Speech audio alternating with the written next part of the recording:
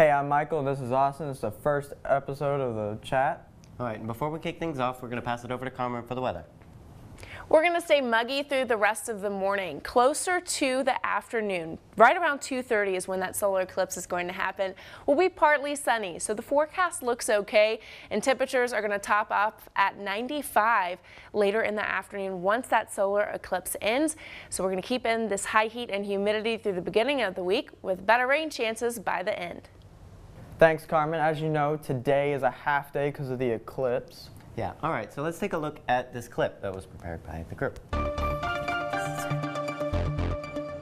It's likely going to be the most photographed eclipse in history, but only if you have the right tools. The cell phone camera isn't going to pick up a good enough detail for you to actually see the eclipse. And the other thing is that it could actually damage your cell phone. Watching the eclipse on your cell phone screen may damage the phone, but will it also damage your eyes? A cell phone camera is just basically a digitized image of the projection that's gone through the camera. So you're not gonna burn yourself by looking at that image. If capturing the eclipse on your phone is a must, then there is an option. A mini telephoto lens. It's a little attachment that goes on the front of the cell phone camera, and it actually brings it about twice as close. But without a solar filter, it could cost you. The intensity of the sun could damage the sensor, and that would require a service or indoor replacement of either the camera or the cell phone. If you were looking through a viewfinder in a camera, you're actually concentrating all of that light onto your macula and really create a burn in the back of your eye. A strong lens can instantly blind you, but even just a long stare can cause crescent-shaped damage. It can actually be in the shape of the ellipse of the sun, so it can just burn like that kind of a hole. To keep it super safe, just use eclipse glasses or a solar filter, and know where to put them. If you're using your own eyes, you put the filter in front of your eyes. If you're using a camera, you put the filter in front of your camera. If you are going to look at the eclipse, be sure to use the safety devices recommended in the clip. Other than that, have a great half day. Before we go, though, let's look at some conduct rules from Vice Principal Bo Oakes. Students, I'm Mr. Oates, part of the administrative team here at Chattahoochee County Middle High School. I'm here to talk to you today about the student code of conduct that is found in your student handbook that you should have received in your homeroom. Now, your student handbook contains all types of pertinent information, everything from graduation requirements to class dues to attendance policies, and it can come in very handy through the course of the 2017-18 school year. We're going to take just a few minutes to focus on some things in regard, though, to the student code of conduct. That is, behaviors that we expect you to exhibit as a Panther. One of the first things that I'd like to touch on is that of the school dress code policy that's found on page 66 in your student handbook. It simply states, good grooming and appropriate dress are expected of all students. There is a positive relationship between a neat, appropriate appearance and a good learning environment. Current safety issues are addressed by the student dress code. The dress code is intended to be fair, equal, and promoting a safe and stable learning environment and modeling for the future success of students. The following are CCMS HS dress code rules. Anything that interferes with or distracts from a pleasant, proper learning environment is unacceptable. Clothing must be worn as it is designed. All shorts, pants, skirts, shorts, split skirts, etc. should be worn appropriate length. The length should be no higher than 2 inches above the knee. No hats or headgear or headbands of any type, of bandanas, visors, scarves, hoods, anything like that should be allowed in the building. Also, no trench coats. This includes on the bus. Rollers, combs, picks in the hair, brushes worn in the hair, anything like that is strictly prohibited. There are a number of different things in the dress code. I'm not going to bore you with reading each and every one of them, but those are just some of the highlights that you need to be aware of. In short, if you have a question about the dress code, and you have a question about whether you should wear something to school before you leave the house that morning, it's probably a good idea that you didn't wear it. Another issue I wanted to touch on today is that of bus conduct. Riding a bus is a privilege.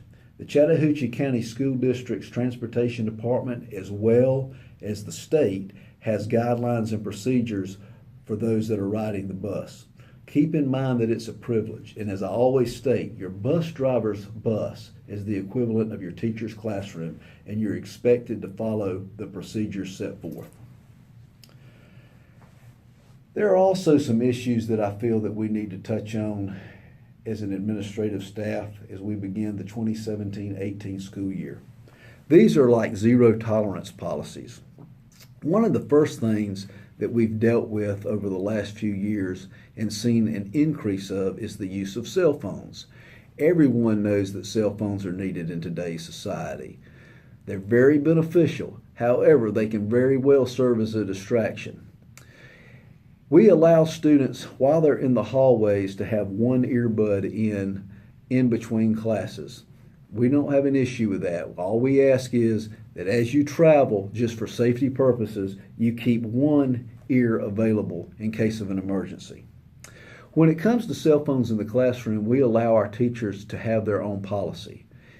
In other words, some teachers require use of the cell phone or various other electronic items for various projects or whatnot.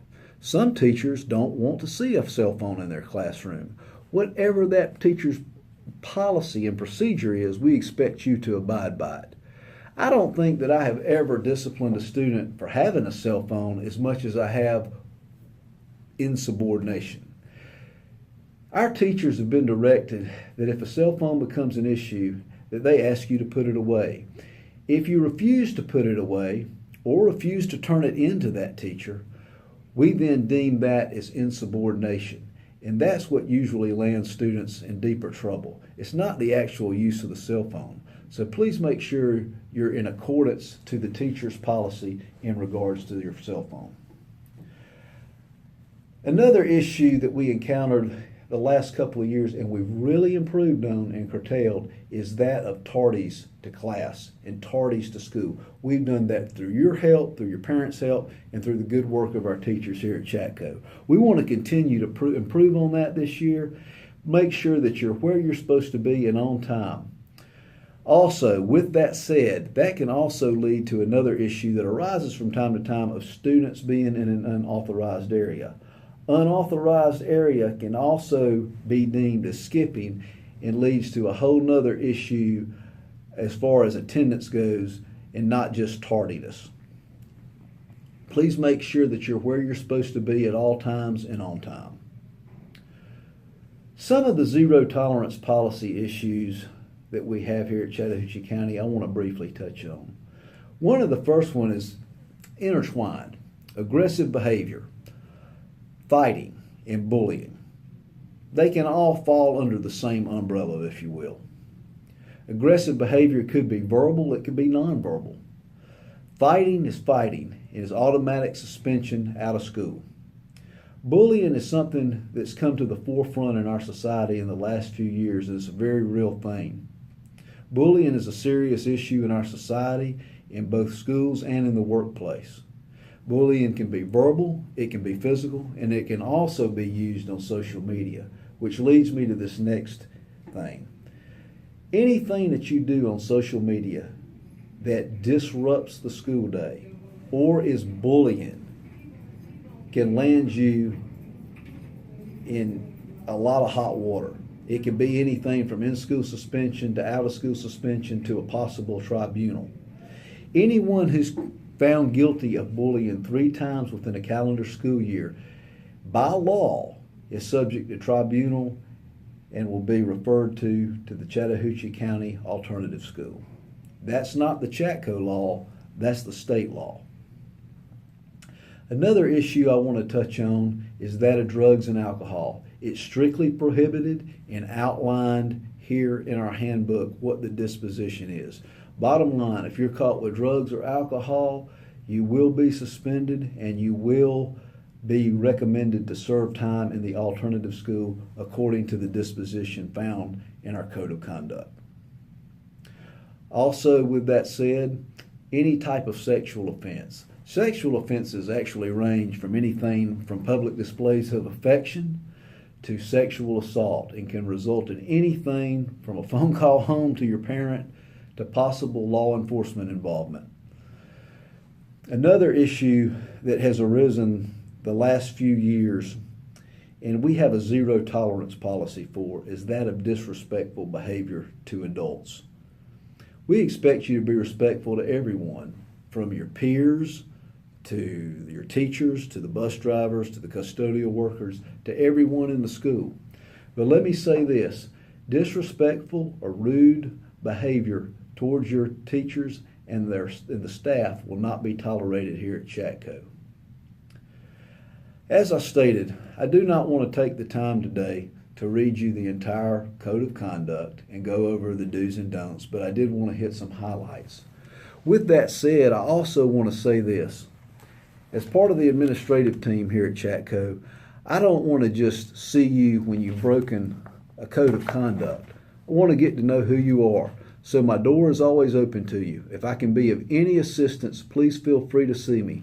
My office is the first office on the left as you enter the school building towards the middle school hall. I'd be glad to assist you in any way I can in making your school year successful here at Chatco.